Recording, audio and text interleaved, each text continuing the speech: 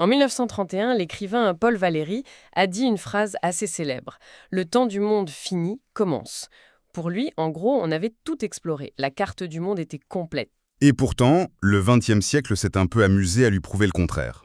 On a deux images en tête qui sont incroyablement fortes, je trouve. Ah oui, D'un côté, le drapeau américain planté sur la Lune en 1969, et de l'autre, en 2007, un drapeau russe, cette fois, déposé tout au fond de l'océan Arctique, au pôle Nord, à plus de 4000 mètres de profondeur. c'est fou comme image. Deux drapeaux, l'un tout en haut, l'autre tout en bas. Ça pose directement la question de notre sujet. Comment la puissance s'affirme-t-elle dans ces nouveaux espaces de conquête, les océans et l'espace? C'est exactement ça. Alors pour répondre à cette question, on va analyser ça en trois parties. Premièrement, on verra que la maîtrise des océans est en constante évolution. Deuxièmement, que la connaissance de l'espace, elle, est bien plus récente. Et enfin, on montrera que l'océan et l'espace sont aujourd'hui de nouvelles frontières très convoitées. Parfait. Alors, pour commencer avec les océans, il faut remonter loin. On peut dire que tout commence avec les grandes découvertes, la première mondialisation. Magellan, ce genre de choses. Exactement. Quand l'expédition de Magellan fait le premier tour du monde en 1522, c'est un exploit, bien sûr, mais c'est surtout le début du partage du monde. L'Espagne et le Portugal se divisent la planète avec les traités de Tordesillas et Saragosse. D'accord, donc on explore et on trace des lignes. Mais à ce moment-là, on ne connaît pas du tout ce qu'il y a sous l'eau. Ah non, aucune idée. Pour ça, il faut attendre 1872 et le navire HMS Challenger. C'est vraiment la naissance de l'océanographie. Et pour plonger, pour vraiment atteindre les abysses, il faut attendre les années 50 et les bathyscaphes. Avec le fameux record du Trieste en 1960 dans la fosse des Mariannes. C'est ça. Mais en découvrant ces fonds, on découvre aussi des richesses. Et là, le droit de la mer va complètement changer. Pendant des siècles, on a eu deux visions.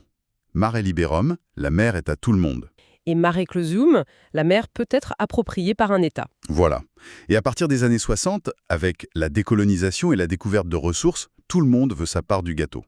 Ça aboutit à la Convention de Montego Bay, en 1982. Qui vient mettre de l'ordre en quelque sorte. Oui, en créant les zones économiques exclusives, les ZEE.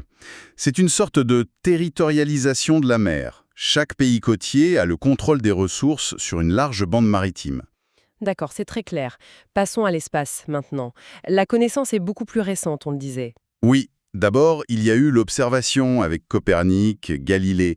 Mais le vrai saut technologique, il vient des fusées V2 allemandes après la Seconde Guerre mondiale. Qui ont servi de base pour les premiers lanceurs. Et là, on entre en pleine guerre froide. La conquête spatiale, c'est d'abord une compétition acharnée entre les États-Unis et l'URSS.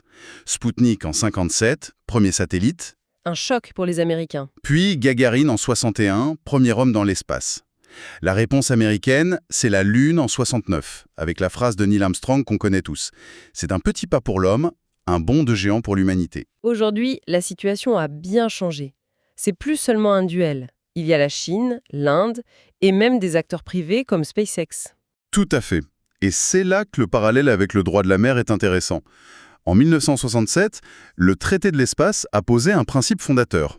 L'espace n'appartient à personne, c'est un bien commun. Le mare liberum de l'espace, en somme. Exactement.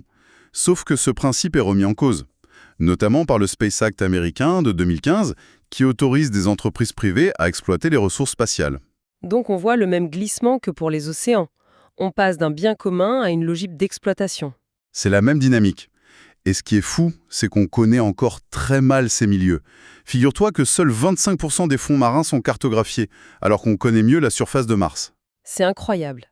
Et dans ces zones d'ombre, j'imagine que les enjeux économiques sont énormes. Immense. Pour les océans, il y a la surpêche, bien sûr, mais surtout la convoitise des ressources minières des grands fonds, les fameux nodules polymétalliques. Une sorte de trésor sous-marin. Et pour l'espace? C'est pareil, la Lune, les astéroïdes. Ils sont riches en minéraux, en lithium, en titane, et peut-être même en hélium-3, qui pourrait être un carburant révolutionnaire.